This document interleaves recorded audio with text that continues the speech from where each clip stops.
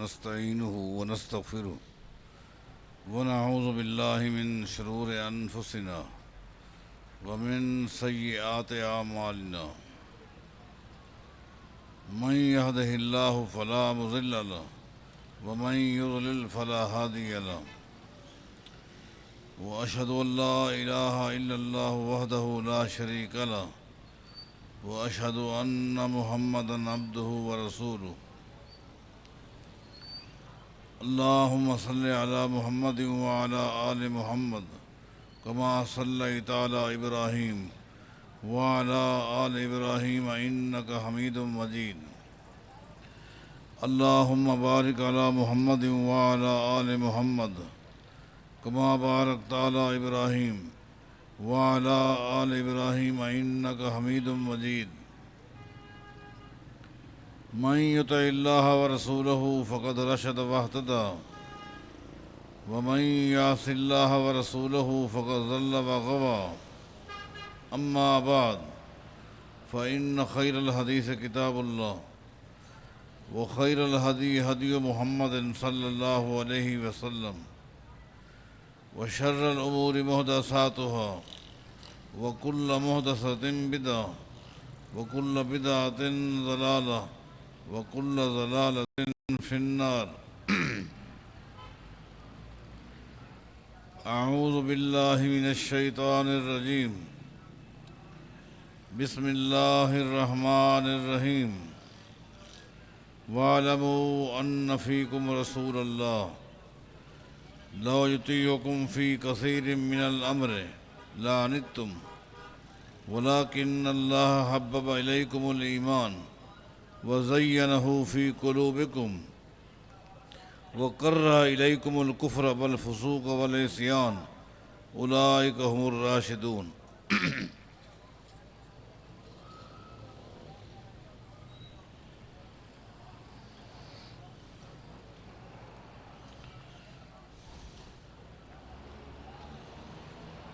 مرکزی جمعیت الحدیث کراچی کی طرف سے مختلف حلقوں میں بڑے کامیاب پروگرام، بڑے منہجی فکری پروگرام ہو رہے ہیں، اور آج کا یہ پروگرام لیاری کے حلقے میں ہے۔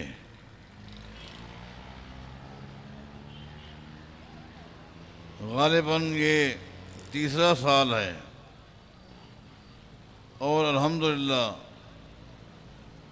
افرادی حوالے سے، نظم کے حوالے سے، دروس اور پروگرام اور تقاریر کے حوالے سے ہر سال مزید ترقی اور بہتری نظر آ رہی ہے۔ اللہ کامیاب فرمائے۔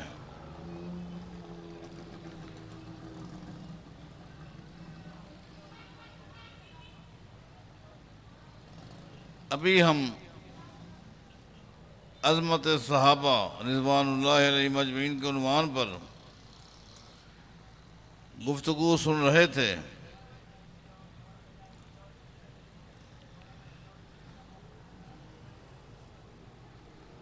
امت کا اتفاق ہے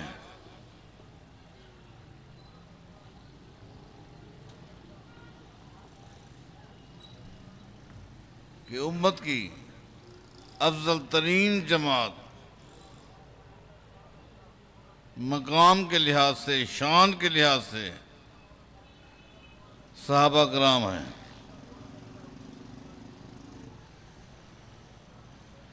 کسی بھی حوالے سے، کسی دور کے مسلمانوں نے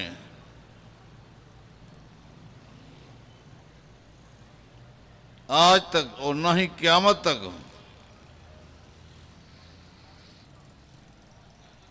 ان سے افضلیت تو دور کی بات ہے، برابری بھی نہ کی اور نہ کر سکتی ہے۔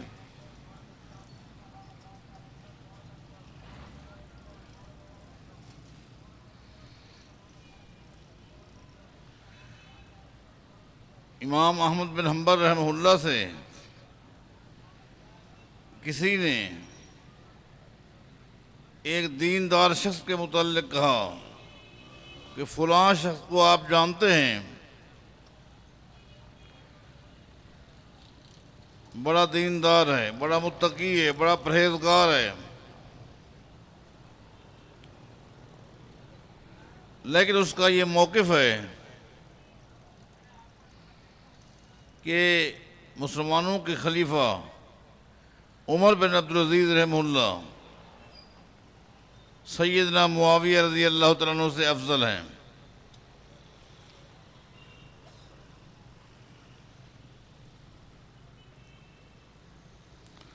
آپ جانتے ہیں کہ خلیفہ عمر بن عبدالعزیز رحمہ اللہ مسلمانوں کے ایک عظیم خلیفہ گزرے ہیں۔ ان کی قربانیاں خاص طور پر تدوین حدیث کے حوالے سے، حفاظت حدیث کے حوالے سے، حدیث کو جمع کرنے کے حوالے سے ہمارے اس خلیفہ نے وہ کام کیا جس کی مثال نہیں دی جا سکتی۔ صحابہ کرام ان کے پیچھے نمازیں پڑھتے تھے۔ صحابہ کرام کی امامت کرانے والا خلیفہ ہے۔ کہا کہ فلاں شخص عمر بن عبدالعزیز کو سیدنا معاویہ رضی اللہ تعالیٰ عنہ سے افضل سمجھتا ہے۔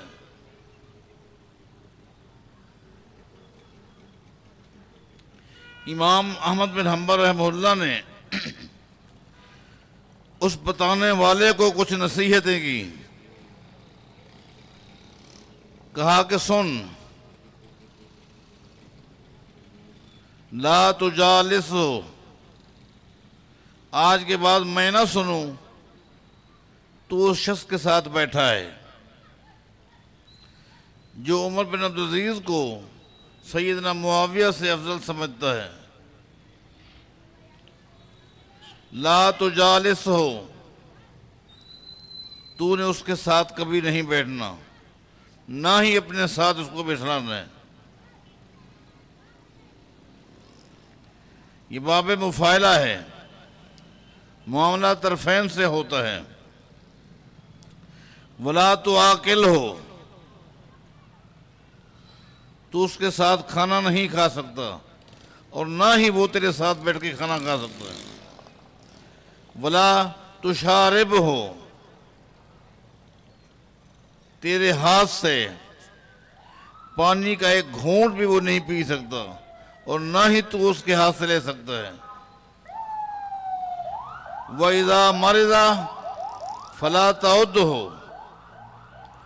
اگر وہ بیمار ہو جائے، حالانکہ پڑوس میں اگر یہودی ہے بیمار ہو گیا، ہندو ہے بیمار ہو گیا، نصرانی ہے بیمار ہو گیا، تیمارداری کا حق حاصل ہے۔ لیکن امام صاحب فرماتے ہیں یاد رکھنا، جو شخص عمر بن عبدالعزیز رحمہ اللہ کو سیدنا معاویہ رضی اللہ تعالیٰ عنہ سے افضل سمجھتا ہے، اذا مرض فلا تعدہ، اگر وہ بیمار ہو جائے اس کی تیمارداری نہیں کرنی۔ اگر کہیں نماز کا وقت ہو جائے اور امامت کے مصلی پر وہ کھڑے ہو کر نماز پڑھے، اس کے پیچھے نماز نہیں پڑھنا۔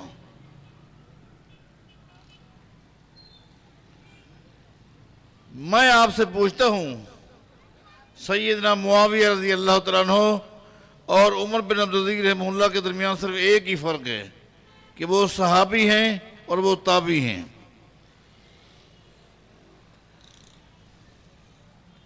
وہ صحابی ہیں، وہ تابعی ہیں۔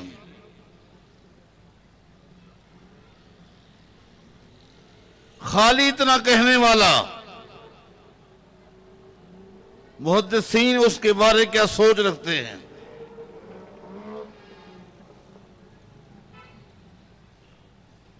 امام وافی بن عمران رحمہ اللہ یہ وقت کے بہت بڑے محدث گزرے ہیں،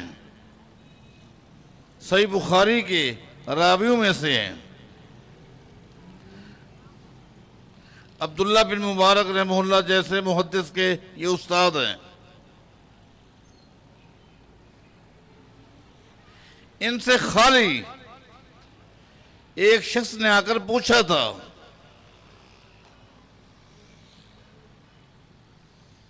کہ عمر بن عبدالعزیز کتنے بڑے امام ہیں، محدث ہیں، فقیہ ہیں، خلیفہ ہیں، قربانیاں ہیں.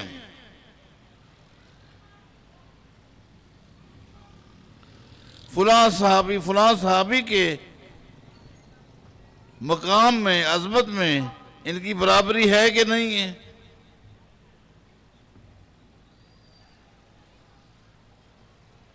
وہ راوی کہتے ہیں فرائیتہ غضبا غضبا شدیدا. امام موافی رحمہ اللہ کے چہرے پر شدید غصے کے اثرات آ گئے، سخت غصے میں آ جاتے ہیں.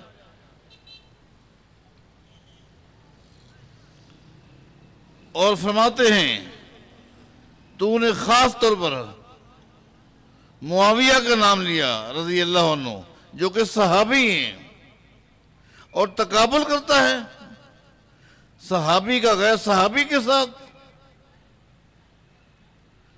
تمہیں پتہ نہیں کہ معاویہ کون ہے؟ صاحبہ و کاتبہ و امینہ علی وحی اللہ تعالی. معاویہ کی سب سے بڑی خوبی، سب سے بڑی صفت یہ کہ وہ نبی علیہ السلام کے صحابی ہیں، جنہوں نے ایمان کی حالت میں نبی علیہ السلام کو دیکھا اور ایمان کی حالت میں اس کا انتقال ہو گیا. اللہ نے اس چہرے پر جہنم کی آگ کو حرام کر دیا. یہ وہ جماعت ہے جن کے دلوں میں اللہ تعالیٰ نے ایمان کی محبت ڈالی ہے. بتاؤ، اللہ تعالیٰ نے ان کے دلوں میں ایمان کی محبت ڈالی ہے. خالی محبت نہیں ڈالی، بلکہ اللہ تعالیٰ نے ان کے دلوں کو ایمان کے ساتھ مزین کر دی ہے. یہ وہ جماعت ہے جن کے دلوں میں کفر کی، نافرمانی کی، گناہوں کی نفرت ڈال دی گئی ہے. اس سے بڑھ کر یہ بات ہے، اللہ تعالیٰ کی جتنی بھی نعمتیں ہیں، جتنی اللہ کی نعمتیں ہیں، چاہے وہ دنیا میں ہوں یا قیامت کے دن ہوں یا جنت میں ہوں، سب سے بڑی اللہ کی جو نعمت ہے وہ اللہ کا رضوان ہے. اللہ کا رضوان ہے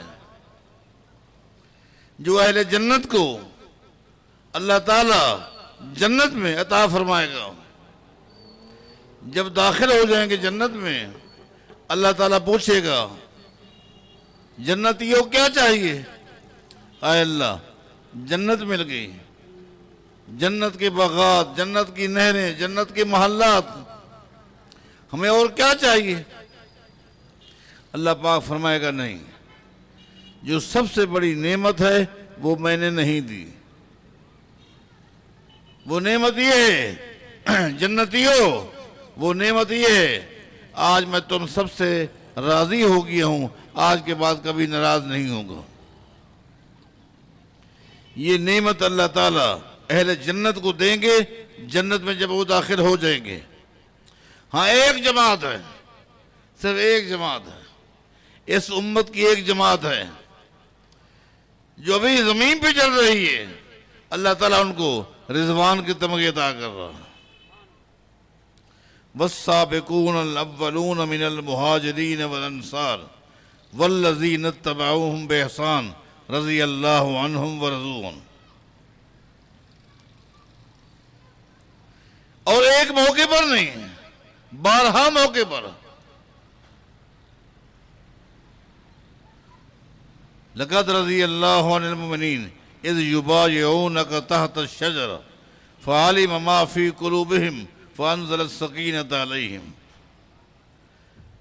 ان بیعت کرنے والوں سے اللہ راضی ہوگی، ہر موقع پر اللہ نے رضوان کے تمغے دیے، اس امت کی افضل ترین جماعت۔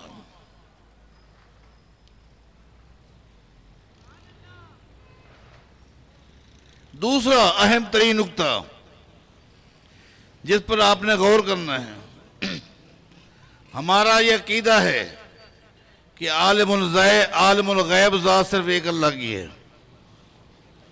اللہ تعالیٰ کے علاوہ کوئی عالم الغیب نہیں ہے۔ اللہ تعالیٰ کو پتہ تھا، اللہ تعالیٰ جانتا تھا کہ صحابہ کرام سے بھی غلطیاں ہوں گی، پتہ تھا، کیونکہ صحابہ کرام معصوم عن الخطا نہیں ہیں، معصوم عن الخطا نہیں ہیں۔ اللہ کو پتہ تھا، اللہ جانتا تھا صحابہ کرام سے بھی غلطیاں ہوں گی، گناہ ہوں گے، اختلافات ہوں گے، درمیان میں قتال ہوں گے، اللہ جانتا تھا۔ لیکن اللہ یہ بھی جانتا تھا، اللہ یہ بھی جانتا تھا کہ ان کی نیکیاں، ان کی قربانیاں، ان کی محنتیں، ان کا عقیدہ، ان کا تقوی، ان کی پرہیزگاری ان کے گناہوں کے مقابلے میں زیادہ ہوگی۔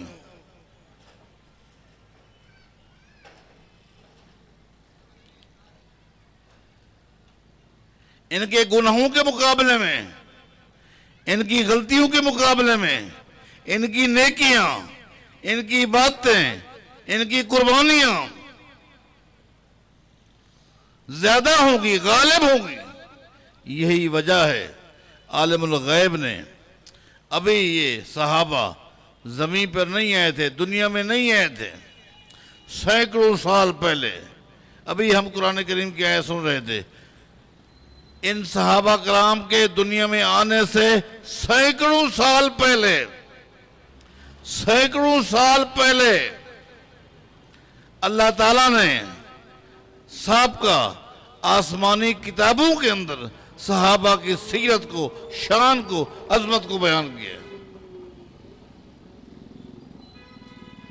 اور کس طرح پہلے امام الانبیاء، خاتم الانبیاء محمد الرسول اللہ صلی اللہ علیہ وسلم کی سیرت کو بیان کیا، اس کے ساتھ ہی صحابہ کی سیرت کو، صحابہ کے کردار کو، ان کی عبادت گزاری کو، ان کے تقوی کو بیان کیا ہے۔ هو الذی ارسل رسولہ بالہدی ودین الحق لیظہرہ علی الدین کلہ وکفی باللہ شہیدا۔ اللہ تعالیٰ نے خاتم النبیین صلی اللہ علیہ وسلم کی رسالت کو بیان کیا، اور ساتھ ہی کہا محمد الرسول اللہ والذین معہ اشداء علی الکفار رحماء بینہم تراہم رکعا سجدا یبتغون فضلا من اللہ ورضوانا سیماہم فی وجوہہم من اثر السجود ذالک مثلہم فی التوراۃ ومثلہم فی الانجیل کزرع اخرج شطہ فآزرہ فاستغلظ فاستوى على سوقه يعجب الزراع ليغيظ بهم الكفار وعد الله الذين آمنوا وعملوا الصالحات منهم مغفرة واجرا عظيما۔ تورات میں صحابہ کرام دنیا میں آئے، ان کے آنے سے سینکڑوں سال پہلے تورات میں، حالانکہ اللہ جانتا تھا یہ جماعت آئے گی، ان سے گناہ ہوں گے، ان سے غلطیاں ہوں گی، ان کے درمیان قتال ہوں گے، اللہ جانتا تھا، لیکن ان کی سیرت کو، ان کی عبادت کو، ان کے تقوی کو، ان کی قربانیوں کو بیان کیا۔ کہاں؟ تورات میں۔ کہاں بیان کیا؟ انجیل میں۔ اور ساتھ ہی ان کی گناہوں سے پہلے، ان کی غلطیوں سے پہلے، ابھی تو دنیا میں آئے نہیں، ابھی تو غلطیاں کی نہیں، لیکن یہ واحد جماعت ہے، ان کے آنے سے پہلے اللہ تعالیٰ نے وعدہ کر دیا کہ میں نے تمہیں معاف کر دیا۔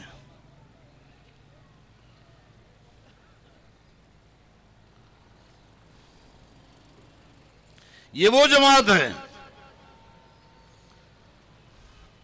اب آخری نقطہ جو انتہائی اہم ہے اور آپ نے اس پر غور کرنا ہے، وہ یہ ہے کہ جو لوگ صحابہ کرام کی سیرت کے اوپر حملے کرتے ہیں، طعن و تشنیع کرتے ہیں، عیوب نکالتے ہیں، نقائص نکالتے ہیں، ان سے یہ ہو گیا، ان سے یہ ہوا، ان سے یہ غلطی ہوئی، یہ غلطی ہوئی، یہ کون ہیں اور کیا چاہتے ہیں؟ یہ ہے مضمون جس پر میں نے گفتگو کرنی ہے، وہ یہ عنوان ہے، یہ کون لوگ ہیں اور ان کے عزائم کیا ہیں، ان کے پروگرام کیا ہیں، چاہتے کیا ہیں، یہ ہیں کون؟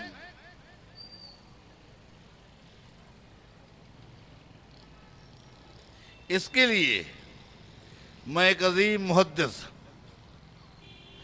امام ابو زرع رازی رحمہ اللہ کا ایک قول سناتا ہوں آپ کو، اس سے آپ کو پتہ چل جائے گا کہ یہ کون لوگ ہیں اور کیا چاہتے ہیں۔ فرماتے ہیں اذا رأیت الرجل ینتقص احدا من اصحاب رسول اللہ صلی اللہ علیہ وسلم، اگر تم کسی شخص کو دیکھو، کسی قوم کو دیکھو، کسی جماعت کو دیکھو کہ وہ صحابہ کرام کے نقائص تلاش کرتا ہے، خامیاں تلاش کرتا ہے، طعن و تشنیع کا نشانہ بناتا ہے، چاہے کسی ایک صحابی کی ہی ذات کے بارے اس طرح کا حملہ کرتا ہو، فَعْلَمْ أَنَّهُ زِنْدِيقٌ، تو یقین کر لینا یہ بندہ زندیق ہے۔ پہلی بات پتہ چل گئی کہ یہ کون ہے، یہ زندیق ہے۔ زندیق کون ہوتا ہے؟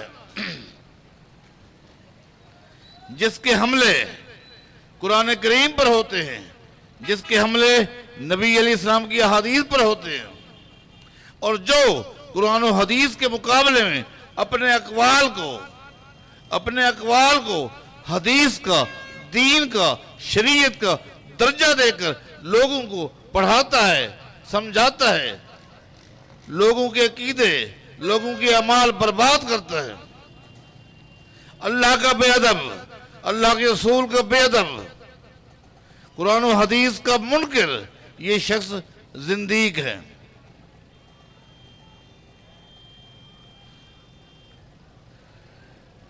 میں ایک آپ کو مثال دوں گا، آپ سمجھ جائیں گے کہ زندگی کس کو کہتے ہیں۔ مسلمانوں کے خلیفہ گزرے ہیں، خلیفہ ہارون الرشید، یہ بہت بڑے خلیفہ بھی تھے اور وقت کے بہت بڑے محدث بھی تھے۔ خلیفہ ہارون الرشید کو کسی نے بتایا کہ اس وقت ایک شخص ہے جو لوگوں کو اپنی باتیں حدیث کی شکل دے کر سناتا ہے، بتاتا ہے، اپنی باتوں کو دین سمجھتا ہے، دین بنا کر پیش کرتا ہے، نبی علیہ السلام کی احادیث پر اس کے حملے ہیں۔ خلیفہ ہارون الرشید نے کہا کہ اس کو بلاؤ، اس کو بلایا گیا۔ خلیفے نے اس سے پوچھا، تیرے متعلق مجھے یہ اطلاع ملی ہے کہ تو اپنی باتوں کو گھڑ گھڑ کر لوگوں کو پیش کرتا ہے، بتاتا ہے کہ یہ حدیث ہے، حدیث ہے، حدیث ہے، اس میں کس حد تک صداقت ہے؟ اس نے کہا بالکل ٹھیک ہے، ایسا ہی ہے، میں یہی کرتا ہوں۔ فَأَمَرَ بِقَتْلِهِ، خلیفہ ہارون رشید نے کہا یہ زندیق ہے، اس کو جاؤ قتل کر دو۔ اس زندیق نے کہا یا امیر المومنین، اے امیر المومنین، میرے قتل کروا دینے کے بعد کیا یہ امت، جس امت کو میں نے فتنے میں مبتلا کر دی ہے، بچ جائے گی؟ یا امیر المومنین این انت عن 4000 احادیث قد وضعتها فیکم احل فیہ الحرام و احرم فیہ الحلال۔ امیر المومنین یہ زندگی کہہ رہا ہے۔ زندگی کس کو کہتے ہیں ذرا سننا۔ کہتے ہیں امیر المومنین 4000 جھوٹی حدیثیں میں نے اس امت کو پڑھائی بھی ہیں، سمجھائی بھی ہیں اور یاد بھی کرائی ہیں۔ 4000 جھوٹی حدیثیں میں ان کو بتا چکا ہوں، من گھڑت باتیں میرے ذاتی اختراعات ہیں۔ ان جھوٹی روایات کے ذریعے میں نے کیا کیا ہے؟ دین اسلام میں جو چیزیں حلال تھی میں نے حرام کر دی، جو حرام تھی میں نے حلال کر دی۔ یہ ہے زندگی، حرام چیزوں کو حلال کرنا، حلال کو حرام کرنا، اپنے اقوال کو دین سمجھنا۔ اگر میں مر گیا، میں قتل ہو گیا، تو اس امت کے دل و دماغ میں جو 4000 جھوٹی روایتیں میں نے بٹھا دی ہیں، کون نکالے گا؟ کون نکالے گا؟ کسی میں ہمت ہے؟ کسی میں جرأت ہے؟ ان جھوٹی روایات کو کون نکالے گا؟ قربان جائیں، خلیفہ ہارون رشید نے کیا جواب دیا؟ فرمان لگا یا زندگی این انت عن ابن المبارک و ابی اسحاق فإنہما یخرجانہا حرفا حرفا۔ اے زندگی، زمین کے جس خطے پر تو نے یہ جھوٹی روایات امت کے دل و دماغ میں بٹھائی ہیں، اسی خطے پر اللہ نے عبداللہ بن مبارک جیسا محدث پیدا کیا ہے، ابو اسحاق جوزجانی جیسا محدث پیدا کیا ہے۔ یہ محدثین ان جھوٹی روایات کے ایک ایک حرف کو صحیح حدیث سے نکال کر پھینک دیں گے۔ یہ زندگی ہے۔ امام ابو زرع فرماتے ہیں اگر کسی شخص کو دیکھو، واپس آئیے اس قول کی طرف، اگر کسی شخص کو دیکھو کہ وہ نبی علیہ السلام کے کسی ایک صحابی کی توہین کرتا ہے، تذلیل کرتا ہے، بے ادبی کرتا ہے، گستاخی کرتا ہے، یہ غیر صحابی کو صحابی سے افضل سمجھتا ہے، غیر صحابی کو صحابی پر فوقیت دیتا ہے، فضیلت دیتا ہے، فعلم انہو زندیق، یقین کر لینا یہ بندہ زندیق ہے۔ زندیق ہے کیوں؟ وذالک اس کی وجہ یہ ہے ان رسول اللہ صلی اللہ علیہ وسلم حق والقرآن حق۔ فرمایا اس لیے نبی علیہ السلام کی سیرت، نبی علیہ السلام کے فرامین، آپ کا قول، آپ کا فعل، آپ کا عمل، آپ کے احکامات سب پاکیزہ ہیں، حق ہیں، سچ ہیں، دین ہیں۔ والقرآن حق، قرآن بھی حق ہے۔ اور یہ ساری چیزیں قرآن اور حدیث ہم تک کس نے پہنچائی؟ اصحاب رسول اللہ، اللہ کے رسول کے صحابہ نے۔ امت اور پیغمبر کے درمیان واسطہ صحابہ کرام ہیں۔ امت تک عقیدہ پہنچا صحابہ کے ذریعے، عمل پہنچا صحابہ کے ذریعے۔ چونکہ راوی اس امت کے افضل ترین اور اول ترین راوی صحابہ کرام ہیں، ان کے ذریعے احادیث پہنچی ہیں، یہ راوی اول ہیں۔ چونکہ اس راوی کی روایت کو قبول کیا جاتا ہے جو عادل ہے، جو عادل ہیں، اور امت کا اتفاق ہے الصحابۃ کلھم عدول، تمام صحابہ عادل ہیں، تمام صحابہ عادل ہیں۔ قربان جائیں، اللہ کو پتا تھا کہ میرے پیغمبر کے یاروں کے کردار پر، عدالت پر حملے ہوں گے، بکواسات ہوں گی، صحابہ کرام کی عدالت کے اوپر حملے ہوں گے، انکار ہوگا، اس لیے اللہ تعالیٰ نے قرآن کریم کے اندر صحابہ کی عدالت کو خود پیش کیا ہے۔ وَكَذَلِكَ جَعَلْنَاكُمْ أُمَّةً وَسَطًا لِتَكُونُوا شُهَدَاءَ عَلَى النَّاسِ وَيَكُونَ الرَّسُولُ عَلَيْكُمْ شَهِيدًا۔ اللہ فرماتا ہے تمام صحابہ عادل ہیں۔ وَكَذَلِكَ جَعَلْنَاكُمْ، ہم نے آپ کو ایک ایسی امت بنایا جو وسط ہے، وسط ہے۔ صحیح بخاری کی حدیث ہے، نبی علیہ السلام فرماتے ہیں اے میرے ساتھیوں، جانتے ہو وسط کا معنی کیا ہے؟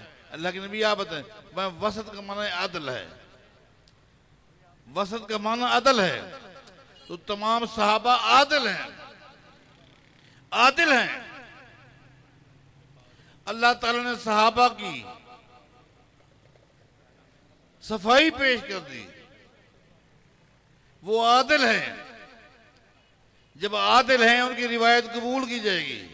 جو لوگ صحابہ کرام پر طعن کرتے ہیں، ان کو صحابہ کرام سے کوئی دشمنی نہیں ہے، ان کا صحابہ کرام کے ساتھ کوئی اختلاف نہیں۔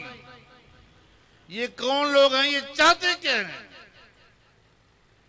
انما یریدون ان یجرحوا شہودنا لیبطلوا الکتاب والسنہ، چونکہ یہ وہ لوگ ہیں جو قرآن کے احکام کو، نبی علیہ السلام کی احادیث کے احکام کو باطل قرار دینا چاہتے ہیں۔ ان کو باطل قرار دینے کے لیے ضروری ہے پہلے راوی کے اوپر حملہ کیا جائے۔ جب راوی عادل نہیں رہے گا اس کی روایت کو نہیں لیا جائے گا، چونکہ قرآن کریم پہنچا صحابہ کے ذریعے، حدیث پہنچی صحابہ کے ذریعے، عمل پہنچا صحابہ کے ذریعے، اس لیے وہ صحابہ کرام کی کردار کشی کرتے ہیں۔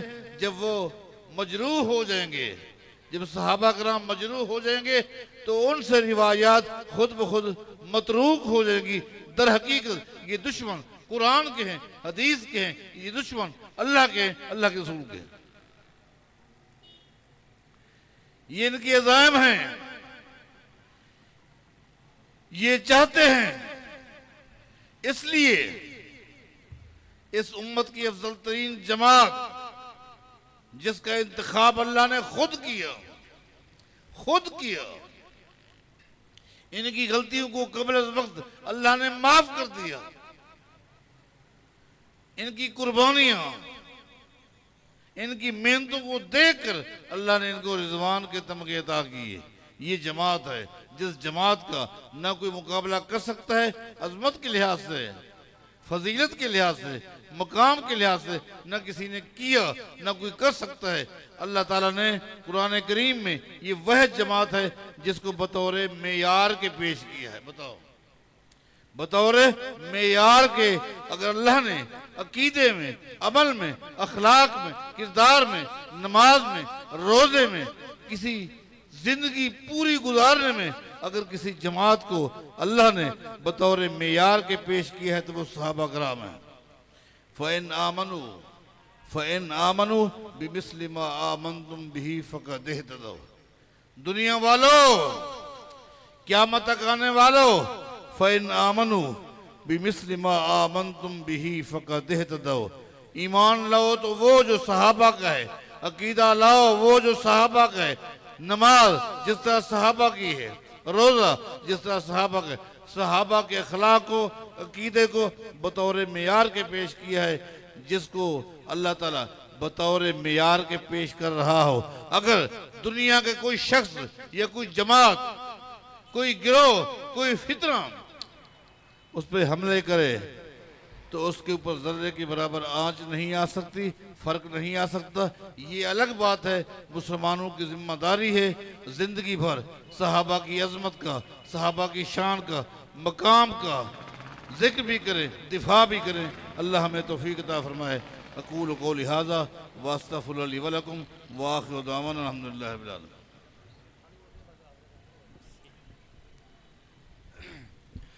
جزاکم اللہ خیر و احسن الجزا۔ ترجمان مسلک اہل حدیث